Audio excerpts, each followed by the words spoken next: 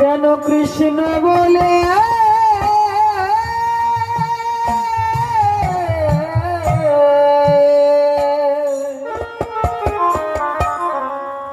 কাঁদিতে কৃপা করে নাই।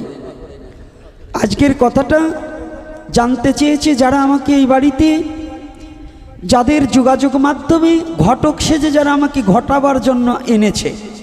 এই ঘটক এই বাড়ির রঞ্জন সরকার মহাশয় এবং তার ভাই নিরঞ্জন। এরা হচ্ছে সেই যোগীন্দ্র সাধুর নাত ছেলে, তাই তো? নাতি ছেলে না? এদের মধ্যে আপনাদের চরণ দর্শন করার সৌভাগ্য পেয়েছি। এটা আমার পরম পাওয়া যে ওরা অতটুকু ছেলে, ওদের মাধ্যম দিয়ে আপনাদের চরণ যে আমি দর্শন করতে পেরেছি, এটা আমার পূর্বজন্মের স্বীকৃতি। এজন্য ওদের কাছেও আমি কৃতজ্ঞতা স্বীকার করি। আজকে গাছি কোনো শাস্ত্রীয় সিদ্ধান্ত নয়, আর সব জিনিস শাস্ত্রে থাকে না। চানাচুর ভালো খাবার, ওটা যেমন কোনো গীতা ভাগবতের লেখা থাকে না, ওটা মুখরোচক খাবার, আপনার ভালো লাগে তাই। তদ্রূপ আপনি কাকে ভালোবাসবেন, কিভাবে ধর্মীয় আচরণ পালন করবেন, সব কিছু কিন্তু গ্রন্থে লেখা থাকে না। থাকে বাবা? একটু হলেই আমাদের সনাতন ছেলেরা আজকাল দু কলম লেখাপড়ি শিখে গুরু, সাধুগুরু, বৈষ্ণবকে দেখে শুধু প্রশ্ন করে, এটা কোন শাস্ত্রে আছে? কি এরকম করে কিনা?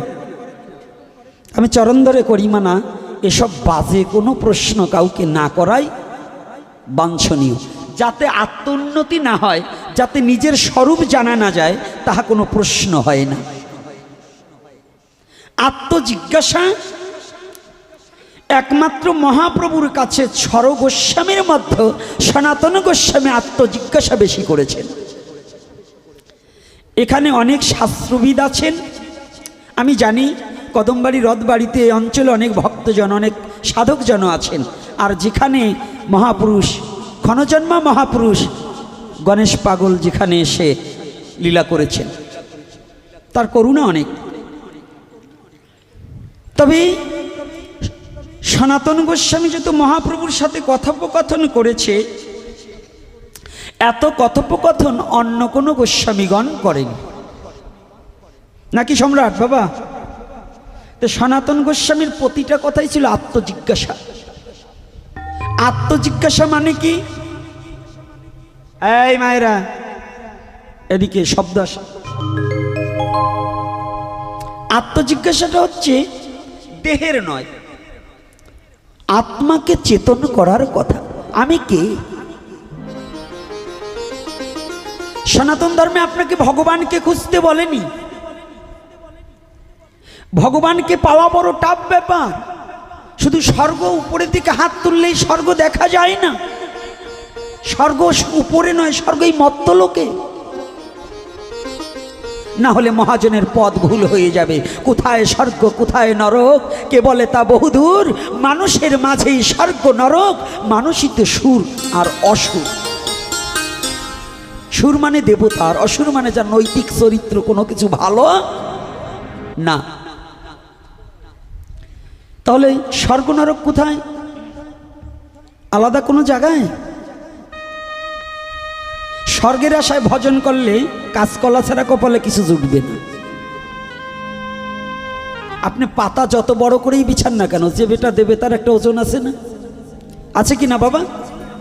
যদি কোনো ব্যক্তি স্বর্গে যাওয়ার জন্য ভজন করে, ওর মতো মূর্খ বিশ্ব জগতে আর হয় না।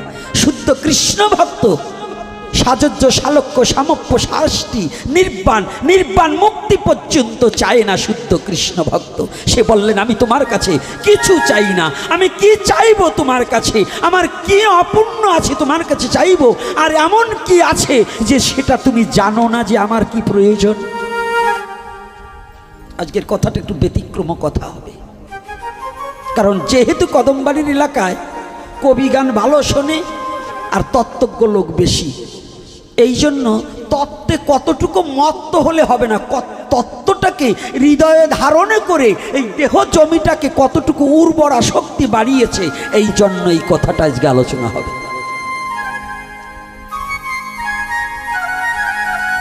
শুদ্ধ কৃষ্ণ ভক্ত সাজজ্য শালক্য সামপ্য শাস্তি নির্বাণ পঞ্চবিধ মুক্তিও সে চায় না, সেটাও তার কাছে তুচ্ছ।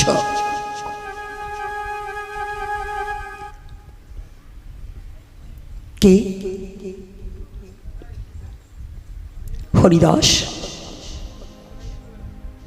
জবন হরিদাস, ভক্ত হরিদাস, নামাচার্য হরিদাস, যাকে জবন হরিদাস বলা হতো। তিনি যেদিন হতে দয়াল নিতাই চাঁদের বদন হইতে মধুমাকা হরিনাম কর্ণকুহুরে প্রবেশ করিয়ে যেদিন হইতে নামের মাঝে নিজেকে সমর্পণ করেছে, সেদিন হতে জবন হরিদাস ভক্ত হরিদাস হয়ে গেল।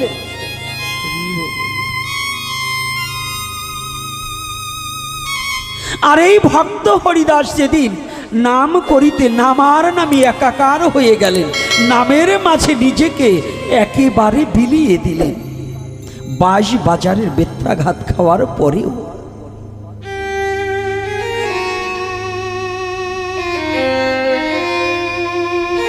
কাজী সাহেবকে বলেছিল, কাজী সাহেব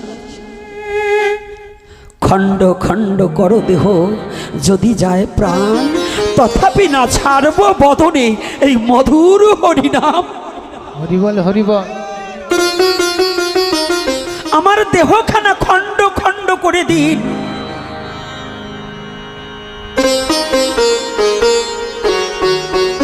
কাজী সাহেব বলেছিলেন, সেদিনই বলেছিলেন একটু আগে,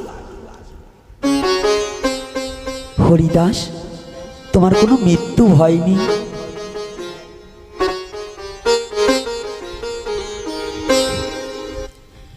কাজী সাহেব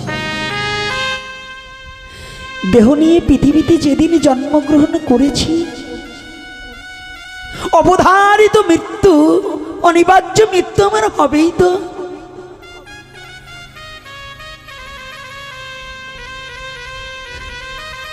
জানুন কাজী সাহেব,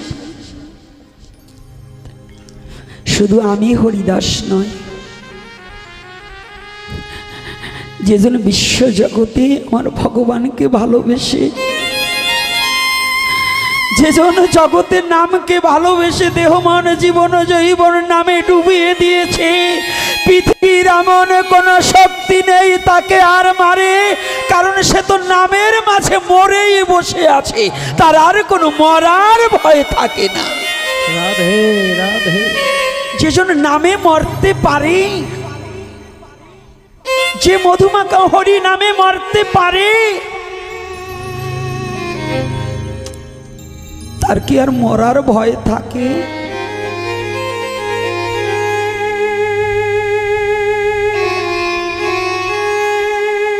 হরিদাস তাহলে তুমি নাম ছাড়বে না? না, আমি নাম ছাড়বো না। যেন তোমার জিহ্বা কেটে দেবো, যে জিহ্বা দিয়ে নাম করছো না, ওই জিহ্বাটা কেটে দেবো। কাজী সাহেব জিহ্বা দিয়ে নাম করছি, এই জিহ্বাটা কেটে দিলে হয়তো আপনার শব্দটা শ্রবণ করতে পারবেন না, কিন্তু যার হৃদয়ে মাঝে হরিনাম অনর্গল জপ হচ্ছে, আপনি কি করে সেই হরিনাম বন্ধ করে দেবেন? যে নাম হৃদয়ে ভক্তের হৃদয়ে উদ্ভাসিত হয়েছে, নাম যার হৃদয়ে মাঝে একবার উদয় হয়ে গেছে, তার নাম কোনোদিন বন্ধ করা যায় না। রাধে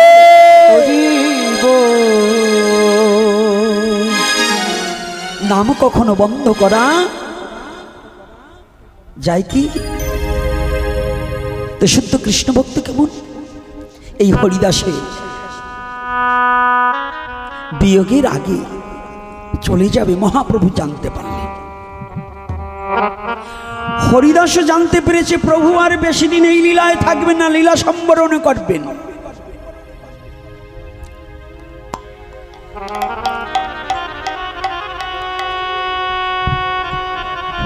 একদিন মহাপ্রভু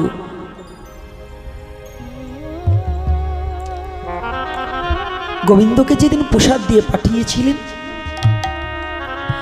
প্রসাদ যেদিন হরিদাস খেতে পারলেন না, গোবিন্দ নিয়ে বললেন, প্রভু হরিদাসের শারীরিক অবস্থা বেশি সুবিধা নয়,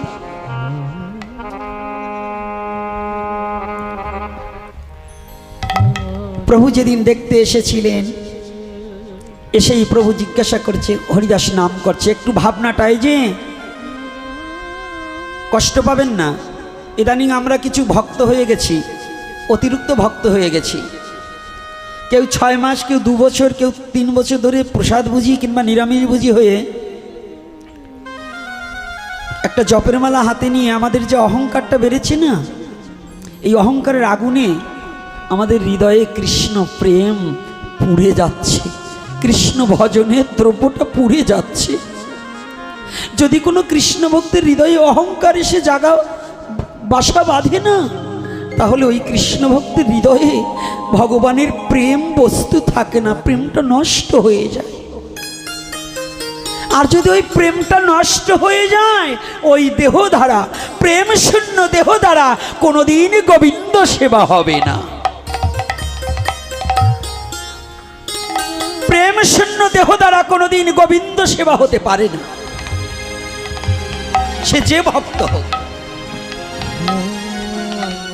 ভক্ত তো ভক্তই, ভক্তের আবার কোনো বিভাজন থাকে না, সে গৌর ভক্তই হোক, হরি ভক্তই হোক, আর কৃষ্ণ ভক্তই হোক। ভক্ত তো ভক্ত, ভক্ত কখনো বিভক্ত হয় না। আমার কথাটা হচ্ছে, ভক্ত কখনো বিভক্ত হয় না।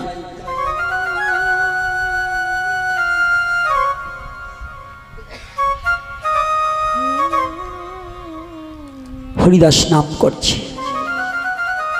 মহাপ্রভু সাঙ্গপঙ্গ হরি নাম করিতে করিতে এসছে, হরিদাসকে একটু দর্শন করে যাই। আহা, কথাটা একটু হৃদয়ে মাঝে অনুভূতির জগতে নেন। যাকে, যার চরণ পাবার নিমিত্তে ব্রহ্মা ব্রহ্মজ্ঞানে বসে থাকে, যুগী পায় না যোগ সাধনে, সেই গৌর হরিদাস, হরিদাসের আপনি নিজেই দেখা দেবার নিমিত্তে উদয় হয়ে গেছে।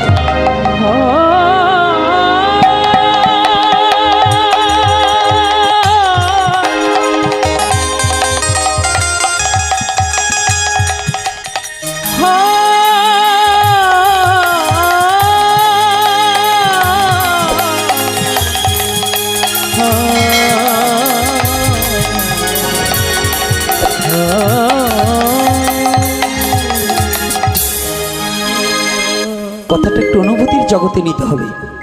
যাকে ধ্যান করে পাওয়া যায় না, সেই ধ্যানের বস্তু কত বড় দয়াল, কত বড় করুণার ঠাকুর, এই কলির যুগের দয়ার অবতার। এই জন্য লোচন দাস বাবা বললেন, এমন দয়ার অবতার হয় নাই, হবে না কো আর। পৃথিবীর মধ্যে শ্রেষ্ঠ দয়ার অবতার হচ্ছে গৌর হরি, যার দয়ার বর্ণনা কোনো কাব্যে দিতে পারেনি। কবিতার কতটুকু জ্ঞান আছে যে ভগবান সম্বন্ধে কাব্য লিখবে? ব্যাসদেব, নারদাদি ব্যাসদেব দিতে নারে সীমা, নারদ ব্যাসদেব তারাও পর্যন্ত এখানে ব্যর্থ হয়ে গেছে। আর এই কলির যুগে বৃন্দাবন দাসও ব্যর্থ হয়ে গেছে। যিনি দাপরের ব্যাসদেব, এই কলির যুগে হলেন বৃন্দাবন দাস। গৌর লীলা লিখতে গিয়ে তিনি ব্যর্থ হয়ে গেলেন। কি বললেন? বলছে, আমি কি লিখিতে কি লিখিব? বলছি কেন, কি লাগবো? যে যুগে ভগবান নিজে ভক্ত হয়ে আসতে পারে, এর চেয়ে কি পৃথিবীতে আর কিছু মহিমা হতে পারে রে? যে যুগে গোলকের সম্পদ ভুলকে এসে অকাতরে বিতরণ করতে পারে, জগতে জীবের কর কমলে যে নিজ ইচ্ছায় বিলিয়ে দিতে পারে, তার মতো দয়াল কি বিশ্ব চরাচরে আর মিলে রে?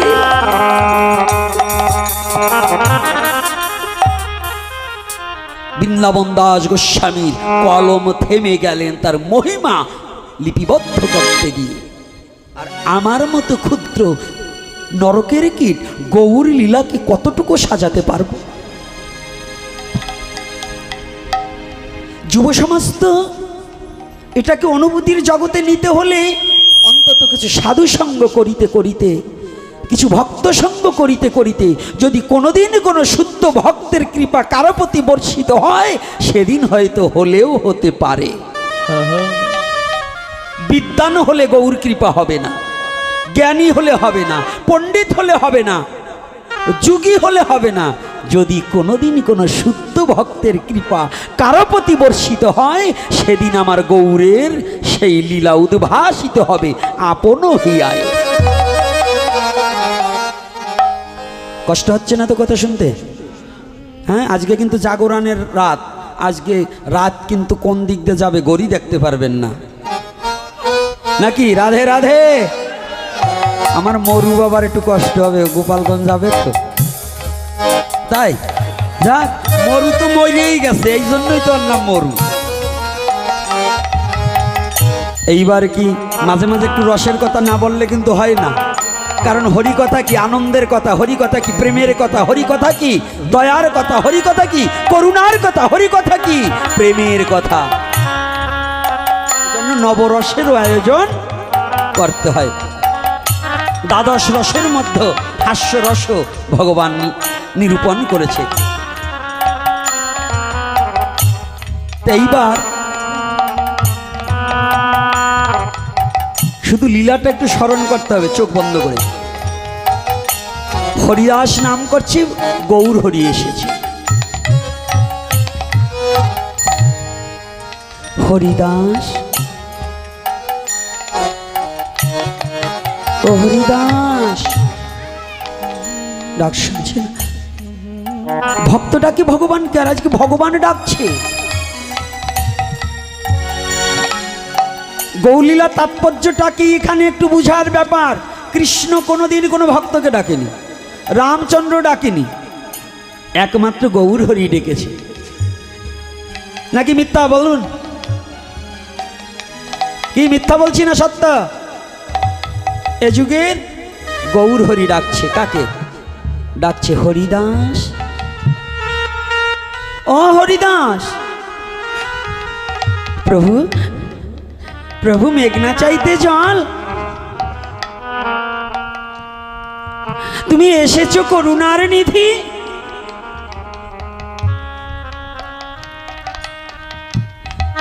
কৃপার নিধি বললেন না, করুণার নিধি। কৃপা মানে করে পাওয়া। হরিদাস বললেন, আমি তো জীবনে এমন কোনো কর্ম করিনি যে তুমি তোমার চরণ তরি আমাকে দেবে। জানো গৌর হরি, আমি অস্পৃশ্যা বলে সবাই জগতের তাড়িয়ে দিলেও তুমি যে আমাকে তাড়িয়ে দাওনি।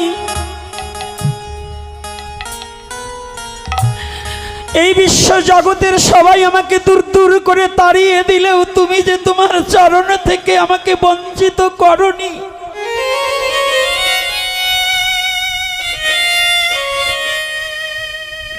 জানো গৌর হরি,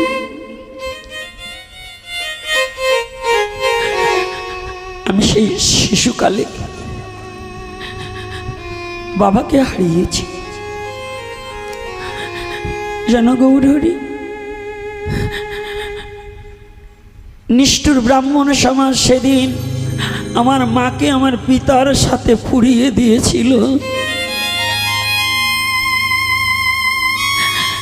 কেউ একটিবার আমাকে কুড়িয়ে ঘরে নেয়নি। আমি প্রতিপালিত হয়েছি মুসলমানের ঘরে।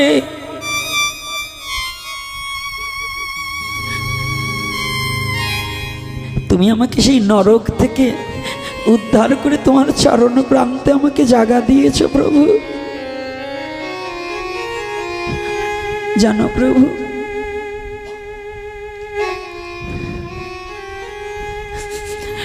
এই বিশ্ব জগতের মাঝে যেদিন হতে মা বাবাকে হারিয়েছি না, সেদিন যে আমি বড় একা হয়ে গিয়েছিলাম। এ জগতে আমাকে কেউ একটু ভালোবেসে বুকে টেনে নিতে চায়নি।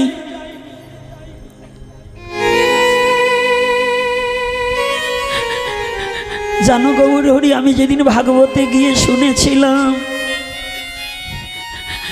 যে জগতে যার কেহ নাই তার একমাত্র ভগবান আছে, আমি সেদিন হতে তোমার চরণে শরণ নিয়েছি।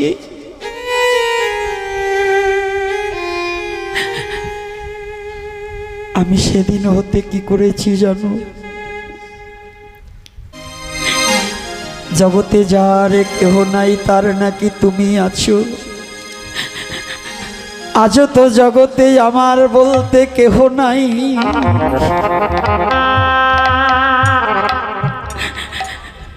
গৌর হে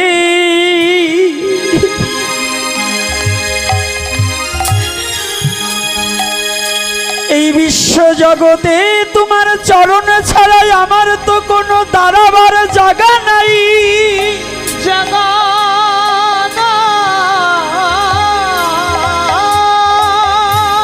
তোমার ওই শ্রীচরণ ছাড়াই আমার এই পুরা প্রাণে জুড়াবার কোনো জায়গা নেই। জগনে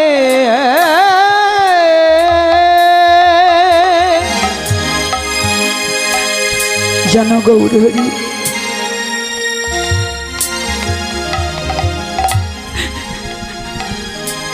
বলো বলো আমি তোমার চরণ ছাড়াই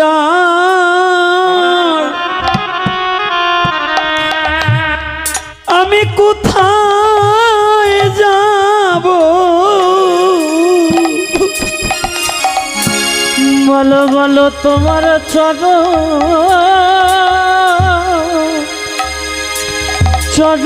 ছাড়া ও গৌর আমি কোথায়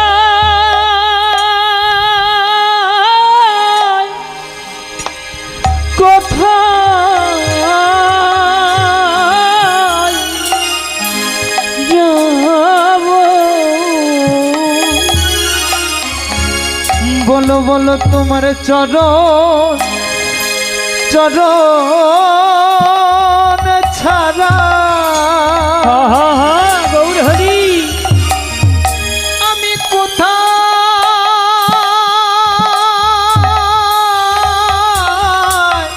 বাবা কোথায় যাব? ওরে তোমার চরণ আমার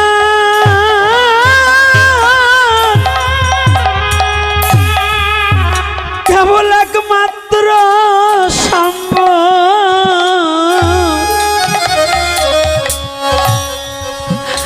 ওরে তোমার চরণ ছাড়াই আমি কোথায় যাব? ওরে তোমার চরণ জয় নিতাই গৌর হরি বল হরি বল।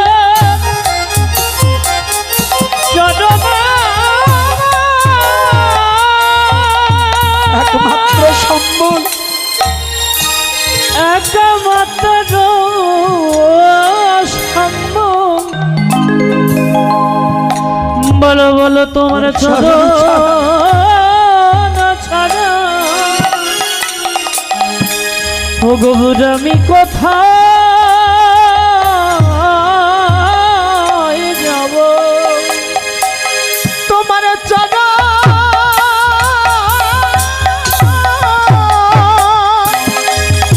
একমাত্র সম্বল আমার একমাত্র সম্বল তোমার চরণ তোমার চরণ ছাড়াই আমি আরে কোথায় যাব? বলো আমি কোথা গিয়ে আমার পুরা প্রাণ জুড়াবো? বলো বলো কোথা গিয়ে আমার প্রাণে জুড়াবো? বলো কোথায় গিয়ে আমি এই প্রাণে জুড়াবো? ওই গাছ বলছে প্রভু মেঘনা চাইতে জল, তুমি এসেছো করুণার ঠাকুর, তুমি এসেছো অযাচিত ভাবে দান করা তাকে বলে করুণা, আর যদি কিছু করার পরে কিছু দেয় তাকে বলে কৃপা।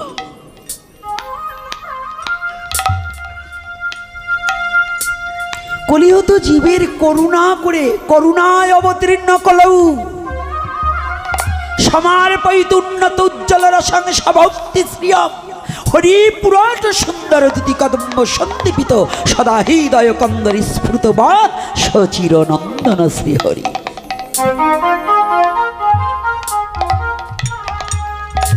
আমার কলির যুগের গৌর হরিকে কারো ডাকতে হয়নি,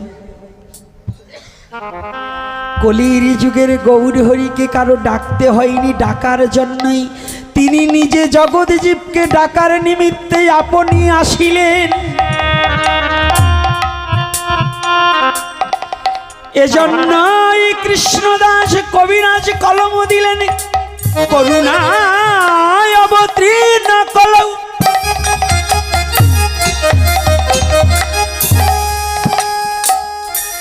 হ্যাঁ, সনাতনী ছেলেরা সনাতন শাস্ত্রে কি আছে এটা খুঁজে দেখছি না তো, বাজে বকে বকে সময় নষ্ট করা হচ্ছে। সনাতন ধর্মে যে কি আছে, কি মধু আছে, কি জাদু আছে। মৌচাকে দুটো জিনিস থাকে, একটা জায়গায় মধু থাকে, একটা জায়গায় ওই পোকার বিষটা থাকে। এখন যারা বিষটা খেয়েছে ওরা কোনোদিন মধু কি জিনিস বুঝতে পারবে? যারা সনাতন ধর্মে জন্মগ্রহণ করেছে, যারা সনাতন ধর্মে জন্মগ্রহণ করে সনাতনের শুধু দোষটা দেখে কিন্তু গুণটা দেখতে জানে না, জানতে হবে ওরা বিষটা খেয়েছে কিন্তু মধু খুঁজে। রাধে রাধে। আমি কিন্তু একটু ব্যতিক্রম কথাটা বলছি, একটু বুঝতে হবে সনাতন ধর্মে কি নাই। এই যে কথাটা আজকের যে কথাটা, এই কথাটার মধ্যে একটু বুঝতে হবে। যে যুগে ভগবান করুণায় অবতীর্ণ করল, এই কলির যুগে নিজে একে ডাকতে হয়নি, করুণা করিয়া আসিয়াছেন। কৃপা নয়, কৃপা পরবশে নয়, করুণা করিয়া নিজে গৌর হরি আসিয়াছে। আর সেই গৌরকে জানতে চাই না, চিনতে চাই না, বুঝতে চাই না, তাহলে আমার মতো মূর্খ কি বিশ্ব জগতে আর আছে গো? আছে? আর সেই সনাতনে জন্মগ্রহণ করে যারা সেই সনাতন ধর্মকে পরিত্যাগ করতে চায়, যারা সেই সনাতন ধর্মকে পরিত্যাগ করেছে, এদের কি বলা চলে? এর কি বলা চলে? আজকে বকাবকি দেব না, কারণ আজকে গাছের দিন তো, নাহলে ওইটাই জাগিয়ে থাকবেন, সারা বছর বকতে বকতেই যাবেন। এই জন্য আজকে বকাবকি দেব না। তবে সাবধান, সুযোগ পাইলে ছাড়বো না, কারণ ওটাও তো দরকার আছে।